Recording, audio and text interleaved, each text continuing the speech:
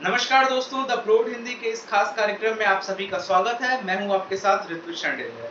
आज के इस खास कार्यक्रम में हमारे मेहमान है भारतीय जनता पार्टी के युवा चेहरे ऋषांक शर्मा जी। ऋषांक शर्मा जी की एक खासियत है कि ये जो भी मुद्दे उठाते हैं बहुत ही जोरों शोरों से उठाते हैं और बहुत ही प्रखर होकर बोलते हैं सारे मुद्दों पर। ऋषांक शर्मा जी से बोलचाल की भाषा में कहें तो नाप तोल कर बात नहीं करते हैं। तो आज हम ऋषांक जी से जानने की कोशिश करेंगे कि आखिर बीजेपी बिहार चुनाव को आखिर कैसे देख रही है, उनके लिए मुद्दे क्या-क्या हैं। सो ऋषांक शर्मा जी, द प्रोड हिंदी से बात करने के लिए शुक्रिया। तो मेरा सबसे पहला सवाल आपसे ये है ऋषांक जी कि इस बार के चुनाव में मोदी जी का राष्ट्रवाद भारी है या नीतीश कुमार जी का सुशासन का चेहरा? देखिए, जब हम एनडीए की बात करते हैं तो उसमें नीतीश कुमार जी का विकास भी आता है, नरेंद्र मोदी जी का सुशासन और विकास भी आता है। जब 2005-6 में जब भारतीय जनता पार्टी और जनता दल यूनाइटेड सरकार, जिसे हम एनडीए कहते हैं, वो बनी, तब आप बिहार को एक अलग तरीके से देखते थे। और आज जब 2020 में चुनाव में हम उतरे हैं, तो आज जो वोटर है वो बिहार को देखता है कि हम कहाँ थे और हम कहाँ से पैदल चलकर अपनी मंजिल में पहुंचे हैं और काफी दूर तक जाना है। जब मैं 2006 की बात आपको बताता हूँ कि लगभग 1.5 लाख बच्चियां केवल स्कूल जा पाती थी, जो 9th class and all above पढ़ती थी। केवल 1.5 लाख बच्चियां स्कूल जा पाती थी, क्योंकि गांव से स्कूल दूर होता था, शहर से दूर होता था, वहां तक पैदल जाना, उस पर इतना अपराध, तो वो जा नहीं पाती थी। नीतीश कुमार जी की और बीजेपी की जब सरकार बिहार में बनी, तो अभी जो आंकड़ा है वो 10 लाख बच्चियों का है, कहाँ 1.5 लाख बच्चियों का होता था 2006 में। तो उन्होंने साइकिल की योजना शुरू की। जब बिहार की बच्चियों को साइकिल देना शुरू किया, तो बिहार के लोग तो मेधावी वैसे ही होते हैं, पढ़ाई लिखाई उनका मुख्य पेशा होता है। वो बच्चे एबीसीडी पढ़ते हैं और यूपीएससी उसके बाद डायरेक्ट समझते हैं कि भाई हमको पढ़ना है। तो जब बच्चियों को प्रोत्साहन दिया गया और जहां शिक्षा में प्रोत्साहन दिया जाए, वो राज्य वैसे भी तरक्की करता है। और 2006 और 2020 में देखिए कि क्या अंतर आया है, 1.5 लाख और सीधा 10 लाख। वो जो अंतर आया है बताता है कि हाँ, एनडीए की सरकार ने बिहार में काम किया है। महिलाओं को 35% का आरक्षण भी दिया है और लोकल बॉडीज में 50% का आरक्षण दिया है। महिला सशक्तिकरण के लिए जो काम बिहार और बिहार की सरकार, एनडीए सरकार ने जो किया है, इसके पहले की कोई सरकार की तो बात छोड़ दें, आज पूरे देश में कोई भी सरकार इतना बेहतर तरीके से महिलाओं को प्रोत्साहन देने का काम नहीं कर रही है जो बिहार की एनडीए सरकार, नीतीश कुमार जी, सुशील मोदी की सरकार जो कर रही है। तो पूरे देश में कोई और नहीं कर रहा, सिर्फ और सिर्फ बिहार में ये सरकार कर रही है। हम विकास का मुद्दा लेकर जा रहे हैं, विकास के नाम पर हम वोट मांग रहे हैं, और बाकी लोग भ्रम फैलाने का काम कर रहे हैं, हम विकास के नाम, सुशासन के नाम पर वोट मांग रहे हैं। आपके सबसे बड़े विरोधी तेजस्वी यादव जी का ये कहना है कि बिहार में बेरोजगारी दर 45% है, जो कि सबसे ज्यादा बेरोजगारी दर है और बिहार सरकार रोजगार देने में पूरी तरह से विफल रही है। तो क्या आप रोजगार को इस बार के चुनाव में मुद्दा मानते हैं और क्या आप मानते हैं कि तेजस्वी जी ने जो विकास की बात, जो बेरोजगारी की बात कही, वो सही कही? देखिए, बेरोजगारी सिर्फ तेजस्वी यादव के घर में आई है, बिहार में नहीं आई। बिहार में जब रोजगार मिला है, बहुत छोटी सी बात करूंगा कि अगर एक छोटा सा पुल भी कहीं बनता है तो उसको बनाने के लिए 150 मजदूर की जरूरत पड़ती है। तो ये रोजगार देने का काम होता है। और आज बिहार में हर 5 साल में लगभग आप 10 से 15 हजार किलोमीटर सड़क बन रही है। तो सोचिए कितने लोगों को रोजगार, सिर्फ और सिर्फ बहुत छोटी सी बात कर रहा हूं, उसमें दिया जा रहा है। रोजगार चला गया है तो सिर्फ तेजस्वी यादव जी का, उनके पिताजी का, उनके भाई जी का और उनके परिवार का। क्योंकि उन्होंने सोचा था कि बिहार हमारी जागीर है, उस पर हम कब्जा करके राज करेंगे, लूटेंगे, पैसे कमाएंगे और खुद को मजबूत बनाएंगे और बिहार को कमजोर बनाएंगे। लेकिन बिहार की जनता ने उल्टा किया, एनडीए को बहुमत दिया और आज बिहार देखिए नई तरक्की को छू रहा है। और निकट भविष्य में बिहार जो है भारत के टॉप 5 राज्यों में से एक होगा। एक और जो बहुत बड़ा मुद्दा इस चुनाव में रहा है, जो तेजस्वी जी उठा रहे हैं, वो ये है कि आप कहीं ना कहीं बिहार सरकार और केंद्र सरकार कोरोना वायरस के रोकथाम में बहुत ही विफल रही, फेल रही, और कोरोना वायरस में आप लोगों ने अच्छा काम नहीं किया है और आपका पूरा मॉडल फेल हो गया कोरोना वायरस के दौरान। तो आप कैसे देखते हैं इस आरोप को? देखिए, जब मैं सिर्फ बिहार की बात करता हूँ, सिर्फ बिहार को पर्टिकुलरली लेकर मैं अगर मैं बात कर रहा हूँ आज, तो बिहार की सरकार और केंद्र की सरकार ने मिलकर बिहारियों की जो मदद की है, बिहार की सरकार ने हर बिहारी जो बिहार के बाहर फंसा था उसके अकाउंट में 1000 रुपए की राशि दी, जिससे वो कहीं भी हो उस पैसे से खा पी करके जिंदा रह सके, और उसके बाद ट्रेन चला के उसे वापस बिहार बुलाया गया। आप बताइए कि भारत जो है पूरे धरती के टॉप 2 मोस्ट पॉपुलेटेड कंट्री में से एक है, लेकिन आज देखिए बिहार की जब मैं बात करूं, Bihar top 3 most populated state of India में से एक है, लेकिन आज बिहार टॉप 3 कोरोना पीड़ित राज्यों में से एक नहीं है। ये जो आरोप लगाने वाले नेता हैं, ये जिस राज्य में सरकार चला रहे हैं वो आज देश में टॉप पर चल रहा है कोरोना पीड़ित राज्यों में से। महाराष्ट्र देखिए सरकार किसकी, कांग्रेस टॉप पर, दिल्ली किसकी सरकार, केजरीवाल की टॉप पर, अन्य राज्यों में देखिए टॉप पर, लेकिन बिहार टॉप 5 में कहीं नहीं, आज भी कहीं नहीं है। और बिहार जबकि टॉप 3 मोस्ट पॉपुलेटेड स्टेट है, बिहारी सरकार ने जो काम किया, जो मजदूरों को हर माध्यम से, ट्रेन से, बस से, और हमारे यूपी के मुख्यमंत्री ने बहुत सहयोग किया, जो मजदूर दिल्ली में फंसे थे उनको केजरीवाल ने तो लाकर नोएडा बॉर्डर पे छोड़ दिया कि भाई यूपी अब समझेगा क्या करना है तुम्हें।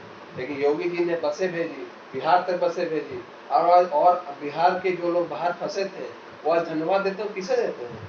सिर्फ 2-3 व्यक्ति को देते हैं, नरेंद्र मोदी जी को देते हैं, बिहार के सीएम डिप्टी सीएम को देते हैं, योगी जी को देते हैं, भाजपा की सरकार को देते हैं कि उन्होंने पहले तो पैसा पहुंचाया कि वो खा पी सके उस पैसे से, और उसके बाद उनको वापस घर बुलाया और ट्रेन चलाकर बुलाया जब पूरा देश बंद था। उन्होंने कहा, प्रधानमंत्री जी ने और नीतीश कुमार जी ने, सुशील मोदी जी ने मजदूरों का दर्द को समझा। उन्होंने सोचा कि नहीं, एक मजदूर हमारा है, हमारा बिहारी भाई हो, कैसे बाहर फंसा रहेगा। जो पढ़ने, हमारे बिहार के छात्र मेधावी होते हैं, आज देखिए कि क्लैट की परीक्षा में बिहार की जो बेटियां हैं वो टॉप 2 रैंक में आई हुई है, टॉप 3 रैंक में आई हुई है। तो बिहार तो पढ़ने लिखने वालों का राज्य है। जो बच्चे पढ़ने के लिए बाहर गए हुए थे, कुछ दिल्ली में गए हुए थे, कुछ मुंबई गए हुए थे, कुछ बेंगलोर गए हुए थे, चेन्नई गए हुए थे, सभी को ट्रेन के माध्यम से बुलाया वापिस, और उनको उनके अकाउंट में पैसे भी डाले। तो वो आज पूरे गर्व से अपने घर आकर रह रहे हैं और माननीय प्रधानमंत्री जी को धन्यवाद दे रहे हैं, भाजपा की सरकार को धन्यवाद दे रहे हैं, एनडीए सरकार को धन्यवाद दे रहे हैं। वो एक और जो बहुत बड़ा मुद्दा है, राष्ट्रीय स्तर पर भी है और बिहार के स्तर, राजकीय स्तर पर भी ये है कि बीजेपी की जो मोदीनॉमिक्स है या फिर बीजेपी का जो इकोनॉमिक मॉडल है वो एक बहुत बड़ा फेल्योर रहा। हमने देखा कि भारत की जीडीपी लगातार गिरते जा रही है और विपक्ष के लोग हैं, बिहार में हो विपक्ष, चाहे देश में विपक्षी आपकी पार्टी है, चाहे कांग्रेस हो, चाहे तेजस्वी यादव की पार्टी हो, सब एक ही आप पर ये लगाते हैं इल्जाम कि आपने इकोनॉमिक्स पे, बिल्कुल इकोनॉमिक्स पे ध्यान नहीं दिया और आपकी सरकार में सबसे बुरी अर्थव्यवस्था अभी तक रही है। आपकी सरकार में 45 साल में सबसे ज्यादा बेरोजगारी रही है, जीडीपी ग्रोथ रेट लगातार गिरता जा रहा है। इसे आप कैसे देखते हैं? देखिए, बेरोजगारी विपक्ष के नेताओं में आई है, उनका जीडीपी घर का खराब हुआ है क्योंकि वो देश को लूट कर अपना खजाना भरते थे। जीडीपी उनका खराब हुआ, बेरोजगारी उन पे आई है और वो कह रहे हैं कि प्रधानमंत्री जी के समय में खराब है। लेकिन सवाल ये है कि जब कोरोना आया, कोरोना जैसा जिसने पूरे विश्व को तबाही मचाई, विश्व में आप देखिए कि कौन सा देश परेशान नहीं है। सिर्फ भारत की बात हम कर रहे हैं, कौन सा देश परेशान नहीं है। कोई देश खुश तो नहीं हो गया कि भाई वाह कोरोना आ गया, अब तो मजा ही आ रहा है, ऐसा तो है नहीं। सभी परेशान है, सभी उससे पीड़ित हैं। तो माननीय प्रधानमंत्री जी ने जब देश में कोई भी टैक्स आना बंद हो गया, एक तरीके से आप ये मानिए सारा कुछ माफ हो गया, आपको लोन भी चल रहा है उस पर भी उन्होंने रोक लगा दिया, फिर भी भारत में कोई भी टैक्स के जरिए पैसा आता है, सब कुछ बंद हो गया, फिर भी प्रधानमंत्री जी ने 500 रुपए डाले हर किसी के बैंक अकाउंट में जो भी जरूरतमंद था।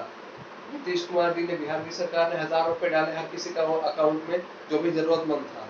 उसके बाद ट्रेनें चलाई, उसपे टिकट के पैसे बहुतों से नहीं लिए, मुफ्त में आए और उनको घर पहुंचाया कि नहीं, हमारे जो भाई बाहर फंसे हुए हैं, कहीं भी रहते थे, कहीं भी रह रहे हैं, उनको घर पहुंचाया।